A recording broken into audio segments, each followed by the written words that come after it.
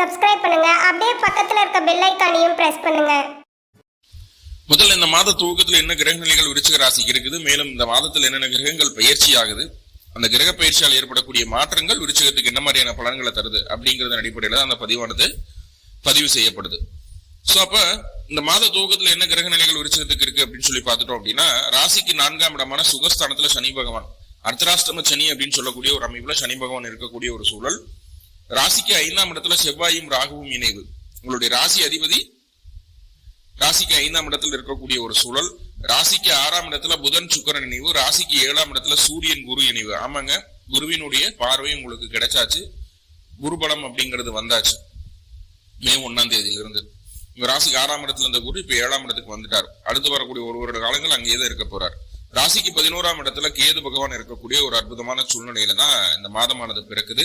மேலும் இந்த மாதத்துல என்னென்ன கிரக பயிற்சிகள் நடக்குது அப்படின்னு சொல்லி பார்த்துட்டோம்னா, முதல்ல வைகாசி 1ல இருந்து வைகாசி 32 வரைக்கும் சூரிய பகவான் மேசராசிலிருந்து ரிஷப ராசிக்கு பிரவேசம் பண்ணக்கூடிய ஒரு சூழ்நிலை இருக்குது. இந்த மாதம் முழுக்க சூரியன் ரிஷபத்துலதான் இருக்க போறார். ரெண்டாவதா வைகாசி மாதம் 6ஆம் தேதி 19/5/2024 அன்னைக்கு சுக்கிர பகவான் உங்களுடைய ராசிக்கு 7ஆம் அதிபதி 6ஆம் வீட்டில் இருந்துட்டு இருந்தார் இது நாள் வரைக்கும். இப்போ ராசிக்கு 7ஆம் இடத்துக்கு பயிற்சி ஆகக்கூடிய ஒரு சூழ்நிலை. சுக்கிரன் 6ஆம் இடத்துல இருந்து 7ஆம் இடமான ரிஷபத்துக்கு பயிற்சி ஆகும்போது சுக்கிரன் அங்க ஆட்சி பலம் அடைகிறாரு.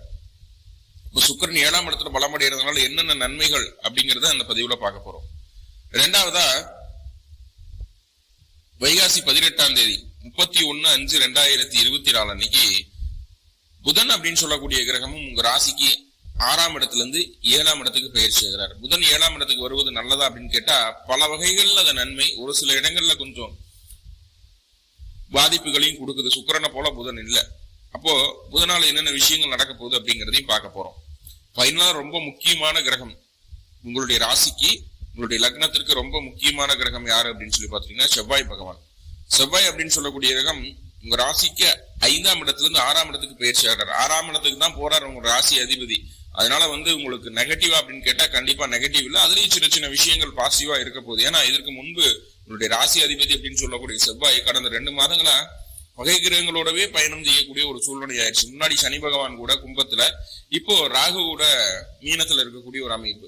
இந்த பிரச்சனைகள் எல்லாம் நிவர்த்தியாகி ஃப்ரீயா தன்னோட வீட்டுல உட்காரக்கூடிய சூழல் அப்படின்னு பாத்துட்டீங்கன்னா இந்த வைகாசி மாதம் 19ஆம் தேதி ஜூன் 1. சோ அந்த டைம்ல உங்களோட ராசி அதிபதி முழுக்க பலம் அடையக்கூடிய ஒரு சூழல். உங்க ராசி அதிபதி பலம் அடைஞ்சாலும் உங்க ராசியை பார்த்துருவாரு, 6ஆம் இடத்துல மறைஞ்சாலும் உங்க ராசியை பார்த்துருவாரு. அது ஒரு நல்ல விஷயம், ரைட்டா? அப்ப இந்த மாத இறுதியில சுக்கிரன் அப்படின்னு சொல்லக்கூடிய கிரகம், அதாவது வைகாசி 30ஆம் தேதி 12/6/2024 அன்னைக்கு சுக்கிரன் 7ஆம் இடத்துல இருந்து 8ஆம் இடத்துக்கு பயிற்சி ஆகிறாரு. அதே போல புதன் 32ஆம் தேதி வைகாசி 32ஆம் தேதி புதன் பகவான் 14/6/2024 அன்னைக்கு 7ஆம் இடத்துல இருந்து 8ஆம் இடமான மிதுன ராசிக்கு பயிற்சி ஆகிறாரு. இது இந்த மாத கடைசியில தான் வருது. அப்ப இதுக்கு உண்டான பலன்கள் எல்லாமே அடுத்த மாதம் தான் நிகழப்போகுது அப்படிங்கிறத புரிஞ்சுக்கோங்க. அப்போ இங்கே பிரச்சனைகள் கிடையாது. 8ஆம் இடத்துக்கு போறது அப்படிங்கிறது அது அடுத்த மாசம் என்ன நடக்க போதோ அடுத்த மாசம் பாத்துக்குவோம். இப்ப இருக்க வரைக்கும் இந்த கிரக நிலைகள் தான், இந்த கிரக பயிற்சிகள் தான் உங்களுக்கு முழுக்க பேச போகுது. இது கோச்சார பலன் தானே சார் அப்படின்னா கண்டிப்பா கோச்சார பலன் தான். ஆனா ஒவ்வொரு கிரகமா சொல்லிட்டு வரும்போது அந்த கிரகங்களுடைய தசாபுத்தி உங்களுடைய சுய ஜாதகத்தில் நடந்துட்டு இருந்தது அப்படின்னா கண்டிப்பா அதுக்கு உண்டான பலன் உங்களுக்கு பூரணமா முழுமையா கிடைக்கும். நடக்காம போறதுக்கு வாய்ப்புகளே இல்லை அப்படிங்கறத புரிஞ்சுக்க வேண்டியது. ஓகே, இப்ப சூரியன் அப்படின்னு சொல்லக்கூடிய கிரகம் என்ன செய்யுது உங்களுக்கு அப்படின்னு சொல்லி பார்ப்போம். இந்த மாசத்துல முதல்ல சூரியன் அப்படின்னு சொல்லக்கூடிய கிரகம் உங்க லக்ன ராசிப்படி ஒரு தொழில் ஸ்தானத்துக்கு அதிபதி, கர்மஸ்தானத்துக்கு அதிபதி. லக்னத்திற்கு 7ஆம் இடத்துல அமரக்கூடிய ஒரு சூழல், லக்னத்திற்கு 7ஆம் இடத்துல அமரக்கூடிய ஒரு சூழல். சூரியனுடைய பார்வை உங்களுடைய ராசிக்கு கிடைக்குது. தனி தேஜஸ் வந்துருங்க உங்களுக்கு. 100 பேர் இருந்தாலும் அதுல தனியா துண்டா தெரிவிங்க. ஏன்னா உங்களுடைய செயல் திறன் அந்த மாதிரி இருக்க போகுது. செயல்திறன் அந்த மாதிரி இருக்க போது தனித்துவமான சில விஷயங்களை செய்யக்கூடிய ஒரு வாய்ப்புகள் உங்களுக்கு தேடி வரும். அந்த வாய்ப்புகளை சரியா பயன்படுத்திக்குவீங்க. வெளியூர், வெளிமாநில, வெளிநாட்டு சம்பந்தமான பயணங்கள் மேற்கொள்ளணும் முயற்சி எடுத்தீங்கன்னா அது உங்களுக்கு சக்சஸ்ஃபுல்லா நடக்கிறதுக்குண்டான வாய்ப்புகள் இருக்குது. உங்களுக்கு உண்டான பதவி, கௌரவம், பெயர், புகழ், அந்தஸ்து எல்லாமே இந்த சூரிய பகவான் ஏற்படுத்தி தரப்போகுது. எந்நேரமும் தொழில் சிந்தனை, வேலை வேலை வேலை வேலை, தொழில் தொழில் தொழில், இதுப்பேதான் இருக்க போறீங்க. மனசுக்குள்ள அதிகப்படியான கற்பனை எண்ணங்கள் உருவாக போகுது. இப்ப எந்நேரமும் தொழில் சிந்தனையா இருக்கும்போது குடும்பத்தை கவனிக்கணும், குழந்தைகளை கவனிக்கணும், கணவன் மனைவிக்குள்ள பிரிவினை வராம பாத்துக்கிறணும், அதே போல தாய் தந்தையரை கவனிக்கிறோம். இத்தனை கடமைகள் இருக்குது ஒரு ஆண் மனிதனுக்கு. சோ இத்தனை இருந்தும் இது எல்லாம் ஒதுக்கி வச்சு போட்டு வேலை வேலை வேலை வேலை வேலைன்னு சுத்திட்டு இருக்கிற மாதிரியான ஒரு சூழ்நிலை இந்த மாதம். ஏன்னா வேலையில நிறைய ஏற்ற இறக்கங்கள் இருக்கும். ஆனா அதெல்லாம் சமாளிச்சிருவீங்க. அது எல்லாத்துக்கும் உங்களுடைய தனித்திறமை தான் காரணம். தொழில் சார்ந்த விஷயங்கள்ல முன்னேற்றம் உண்டாகக்கூடிய ஒரு அற்புதமான மாதம் தான் இது. இப்ப சூரியன் 7ஆம் இடத்துல இருக்கிறதுனால வெளிநாட்டுல, வெளி மாநிலத்தில், வெளியூர்ல இருக்கக்கூடிய நபர்கள் நல்ல வருமானத்தை சம்பாதிக்கக்கூடிய ஒரு சூழ்நிலை இருக்குதுங்க. அதுல மாற்றம் இல்லை. கூட்டு தொழில் செய்யலாம், நண்பர்களோட சேர்ந்து செய்யலாம், மனைவியோட சேர்ந்து செய்யலாம், கணவரோட சேர்ந்து செய்யலாம் அப்படின்னு சொல்லி போட்டு கூட்டு தொழில் செய்யணும் அப்படிங்கிற ஒரு எண்ணம், ஒரு சிந்தனை, ஒரு முயற்சி இந்த மாதம் நீங்கள் எடுப்பீர்கள்.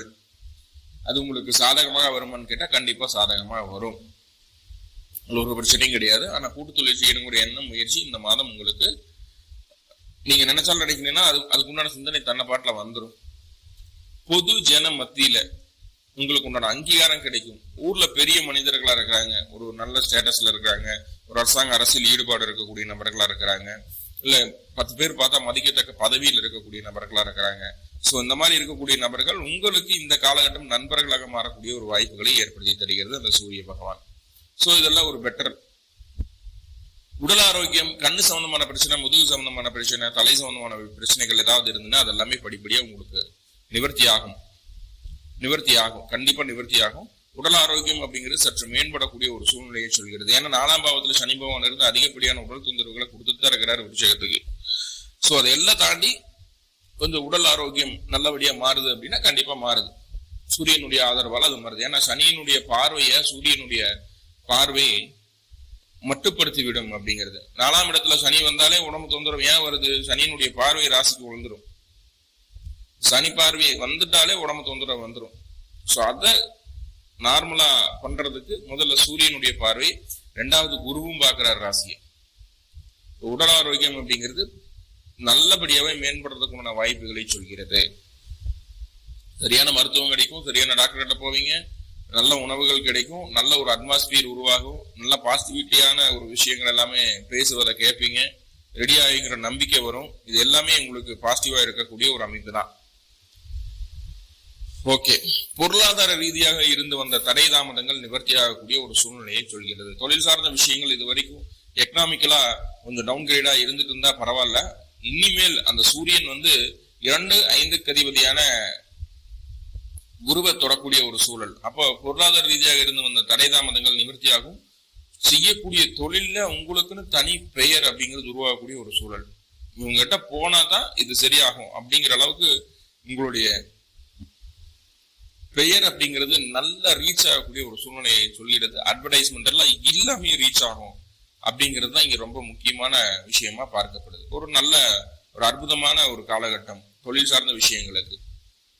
அதே போல உங்களுடைய வாழ்க்கை துணையும் அவர்களுடைய தாயாரும் மனக்கசப்பு இருந்துட்டு இருந்ததுன்னா அந்த மனக்கசப்பு இந்த காலகட்டம் தீந்துடும்.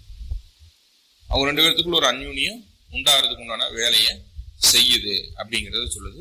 அதே போல உங்களுடைய வாழ்க்கை துணையும் உங்களுடைய குடும்பமும் நல்ல மெர்ஜாயிக்குவாங்க. இது வரைக்கும் அந்த இணக்கம் இல்லாம சண்டை சச்சரவுகளோட ஒரு புரிதல் இல்லாம போயிட்டு இருந்ததுன்னா அந்த புரிதல் எல்லாம் வர ஆரம்பிச்சிடும். 2 பேர்த்துக்குள்ள ஒரு நல்லது ஒரு இணக்கம் வரும். யார் என்னத்த சொன்னாலும் கேட்கணும் அப்படிங்கிற ஒரு சிந்தனை வந்துடும். கேட்பாங்க, அனுசரணையா போவாங்க. பொருளாதார ரீதியாக இருந்து வந்த தடை தாமதங்கள் நீங்கும். குடும்பத்தில் இருந்து வந்த பிரச்சனைகளும் சால்வ் ஆகும். சொன்ன வாக்க காப்பாத்துவீங்க. என்ன சொல்றீங்களோ அதை தான் செய்வீங்க, என்ன செய்யறீங்களோ அதை தான் சொல்லுவீங்க, ரஜினி மாதிரி. சோ இந்த மாதிரி ஒரு நல்ல விஷயங்கள் எல்லாமே 7ஆம் இடத்துல இருக்கக்கூடிய சூரியனால வருது. சின்னதா ஒரு நெகட்டிவ் என்ன அப்படின்னா, இது எல்லாம் நல்லதுதான், ஆனா இதெல்லாம் என்னால மட்டும்தான் முடியும், நான் மட்டும்தான் பண்ணுவேன். சுற்றி இருக்கிறவங்களுக்கு அந்த அளவுக்கு திறமை இல்லை, நான் ஒரு பெரிய திறமைசாலி அப்படின்ற ஒரு தலைகணம் வரக்கூடாது. ஆனா அந்த சூரியன் அந்த தலைகணத்தை கொடுக்கறதுக்கு தயாரா தான் இருக்கிறார். சோ அந்த இடத்துல மட்டும் நீங்க சரியா நடந்துகிட்டீங்க அப்படின்னா உங்களுக்கு மேல் மூத்த நபர்களுக்கோ வயது மூத்த நபர்களுக்கோ குருஸ்தானத்தில் இருக்கக்கூடிய நபர்களுக்கோ தேவையான மரியாதைகளை கொடுத்து சற்று நிதானமாக இருக்கக்கூடிய ஒரு அமைப்பு இந்த விஷயத்துல. அப்படி இருந்துட்டீங்க அப்படின்னா கண்டிப்பா சூரியன் உங்களுக்கு மிகப்பெரிய நல்ல விஷயத்தை தந்து விடுவார். எந்த மாற்றமும் இல்லை. அடுத்ததான் புதன் பகவான், சரி சுக்கிர பகவான். சுக்கிரன் உங்க ராசிக்கு 6ஆம் இடத்துல இருந்து 7ஆம் இடத்துக்கு பயிற்சி ஆகிறார். வைகாசி மாசம் 6ஆம் தேதி 19/5/2024 அன்னைக்கு பயிற்சி ஆனார்னா வைகாசி 30ஆம் தேதி வரைக்கும் 12/6/2024 வரைக்கும் 7ஆம் இடத்துல தான் பலமா உட்கார போறாரு. ஆட்சி பலம். அங்க ஆல்ரெடி குரு பகவான் இருக்காரு, சூரியனும் இருக்காங்க. குரு சூரியன் சுக்கிரன் இணைவு, குரு சுக்கிரன் இணைவு மகாலட்சுமி யோகம்னு சொல்லப்படுது. எப்படியும் சுக்கிர பகவான் குருவை கடந்துதான் வரணும்.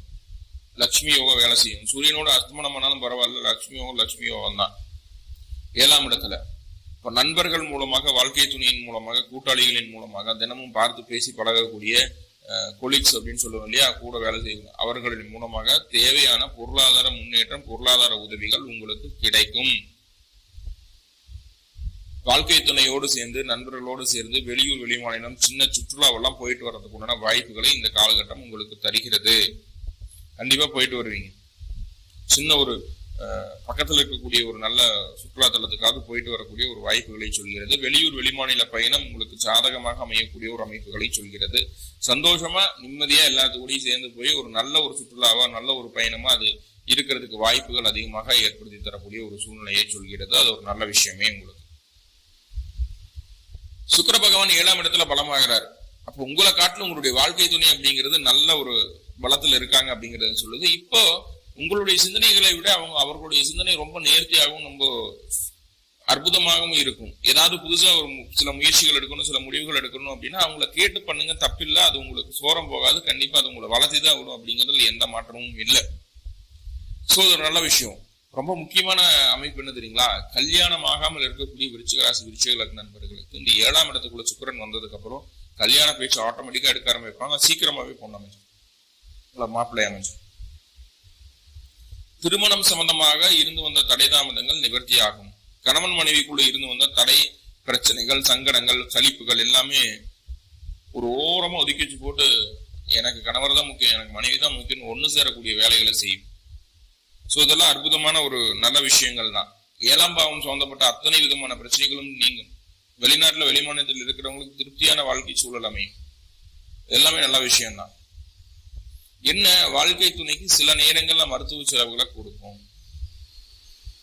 உடல் தொந்தரவுகளை கொடுத்து மருத்துவ செலவுகளை கொடுக்கும். இல்லைன்னா அதை தவிர்க்கணும் அப்படின்னா உங்களுடைய வாழ்க்கை துணைக்கு ஏதாவது கிஃப்ட் பண்ணிடுங்க, அவங்களுக்காக செலவு செஞ்சிடுங்க. அது செலவு அப்படிங்கிறது அசட்டோட இருக்கணும். ஒரு ஜுவல் வாங்கி கொடுக்குறீங்க அப்படின்னா கண்டிப்பா அது உங்களுக்கு தேவையான ஒரு பொருள் தான். ஆனா அவங்களுக்கு வாங்கி கொடுக்கும்போது ஒரு செலவு, அவங்களுக்கு மன மகிழ்ச்சி ஆகுது, பிரச்சனைகள் குறையுது, அது உங்களுக்கு ஒரு சேவிங்ஸாகவும் உட்காருது இல்லையா?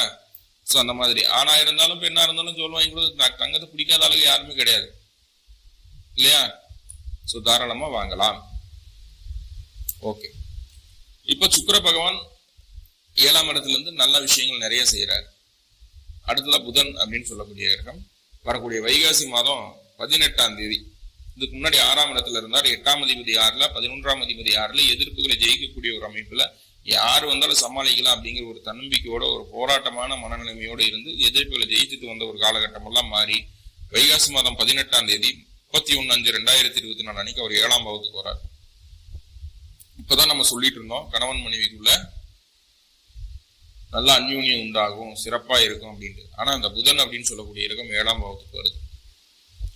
அவர் உங்க லக்னத்திற்கு, உங்க ராசிக்கு அஷ்டமாதிபதி, 8 அப்போ இவர் என்ன நினைப்பார் அப்படின்னா, இந்த 3 கிரகங்களையும், சூரியனை, குருவை, சுக்கிரன், அந்த 3 கிரகங்களையும் தாண்டி கணவன் மனைவிக்குள்ள பிரச்சனையை கொடுக்கணும், நண்பர்களுக்குள்ள பிரச்சனையை கொடுக்கணும் அப்படிங்கிற ஒரு நோக்கத்தோட உள்ள வருவார். எப்பவுமே கடுகு சிறுத்தாலும் காரம் குறையாதுன்னு சொல்றோம் இல்லையா? அது மாதிரி புதன் சின்ன கிரகம் தான், ஆனா அதனுடைய பவர் அப்படிங்கிறது மிகப்பெரிய அளப்பரிய ஆற்றல் புதன்கிட்ட இருக்குது. புதனை பத்தி பேசணும்னா ஒரு நாள் பத்தாது, அந்த அளவுக்கு நிறைய விஷயங்களை வச்சிருக்கிறாரு புதன். அப்போ இந்த புதன் என்ன பண்றாருன்னா, பிடிக்கணும்னு நினைக்கிறாரு. புதனால என்ன பண்ண முடியும், எப்படி பிடிப்பார், எப்படி பிரிப்பார், எப்படி சண்டையை கொடுப்பார் அப்படின்னா கணக்கு வழக்கு பார்க்கும்போது தான் சண்டையை கொடுப்பார்.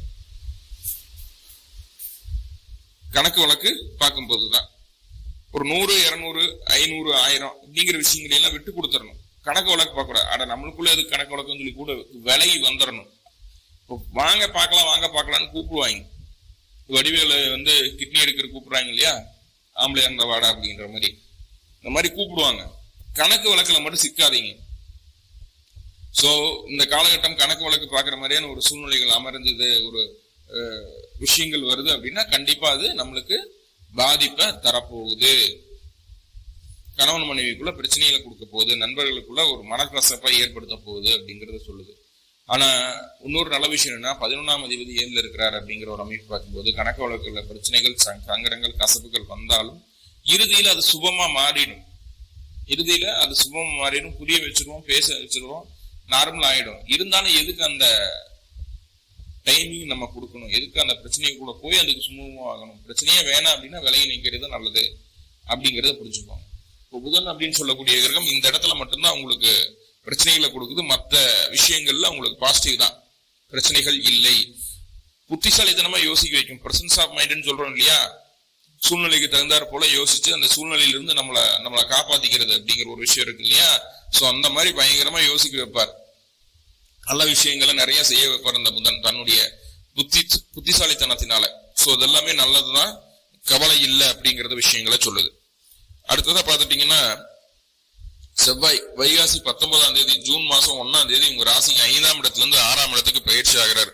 அந்த செவ்வாய் 6ஆம் இடத்துக்கு பயிற்சி ஆகிறார் அப்படிங்கும் போது அது நன்மையா தீமையா சார் அப்படின்னு கேட்டுட்டா, கண்டிப்பா உங்களுடைய ராசி அதிபதி பலம் அடையக்கூடிய ஒரு சூழ்நிலை. கண்டிப்பா அது நன்மையை தவிர தீமை கிடையவே கிடையாது. 6ஆம் இடத்துல இருக்கிறதுனால நம்ம நோயை தேடி போவோம், எதிர்ப்பை தேடி போவோம், சண்டை கட்டிக்கிடுவோம் அப்படிங்கறதெல்லாம் இருக்குது. சோ அதெல்லாம் அப்படின்னு பார்க்கும்போது அதுவும் பிரச்சனை இல்லை. உடல் தொந்தரவுகள் படிப்படியா நீங்கும். நல்லா பாருங்க, உடல்ல இருந்து வந்த தொந்தரவுகள் படிப்படியா நீங்கிறதுக்கு உண்டான வேலைகள் நடக்கும். சோ அதுல குழப்பம் இல்லை. ரெண்டாவது, எதிர்ப்புகளை ஜெயிக்கக்கூடிய வல்லமைய அந்த செவ்வாய் பகவான் கொடுப்பார். எதிரிகளே இல்லாம போற அளவுக்கு உங்களுடைய தனித்திறனை மேம்படுத்தக்கூடிய ஒரு அமைப்பு இந்த செவ்வாய் பகவானுக்கு உண்டு. உங்களுடைய ராசி அதிபதி உங்க ராசிக்கு 6ஆம் இடத்துல இருந்து உங்க ராசியே பாக்குறாரு. உங்களுக்கே தன்னம்பிக்கை வந்துடும். பாத்துக்கலாம், என்ன ஆயிட போகுது,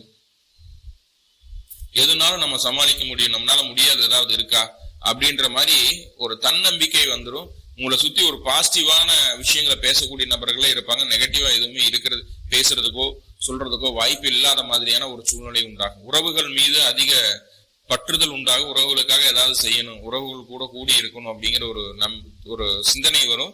கண்டிப்பா இந்த காலகட்டம் உறவுகளோட சேர்ந்து இருக்கக்கூடிய ஒரு வாய்ப்புகளும் உண்டாகக்கூடிய ஒரு அமைப்பா பார்க்கப்படுது. சோ இது எல்லாமே நல்ல விஷயம்.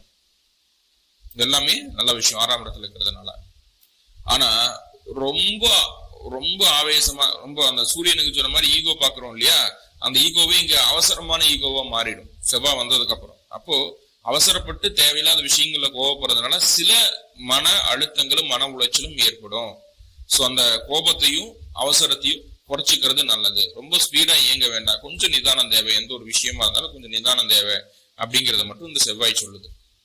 மற்றபடி இந்த மாதம் உங்களுக்கு பெரிய நெகட்டிவா எதுவுமே கிடையாது. கணக்கு வழக்கு பார்க்காம குடும்பத்தை தாண்டிட்டு கொண்டு வந்தீங்கன்னா போதுமானது. உடல் ஆரோக்கியத்திலிருந்து அத்தனையுமே சுபமா இருக்குது. படிப்பு சம்பந்தமான விஷயங்கள் அனைத்துமே நல்லா இருக்கு. இப்போ நிறைய பாசிட்டிவ் பார்த்துட்டா சின்ன சின்ன நெகட்டிவ் பார்த்துட்டோம். அந்த நெகட்டிவை பாசிட்டிவா மாத்திக்கிறதுக்கு என்ன பண்ணணும் அப்படின்னு கேட்டுட்டா, அருகில் இருக்கக்கூடிய அம்பாள் வழிபாடு செய்யணும். எப்ப செய்யணும்? பிறந்த கிழமை அன்னைக்கு, பிறந்த நட்சத்திரத்தன்னைக்கு செய்யணும். அம்பாள் கோவிலுக்கு போகும்போது பச்சரிசி மாவு வாங்கிட்டு போங்க, அபிஷேகத்துக்கு கொடுத்துருங்க. கூடவே 2 நல்லெண்ணெயும் போட்டு வழிபாடு பண்ணிட்டு வாங்க, போதுமானது. மேலும் விருச்சிக ராசி விருச்சிக லக்ன நண்பர்களுக்கு எல்லா விதத்திலையும் நன்மைகள் நடக்கணும். மேலும் தகவலுக்கு எங்க சேனலை மறக்காம சப்ஸ்கிரைப் பண்ணுங்க. நன்றி.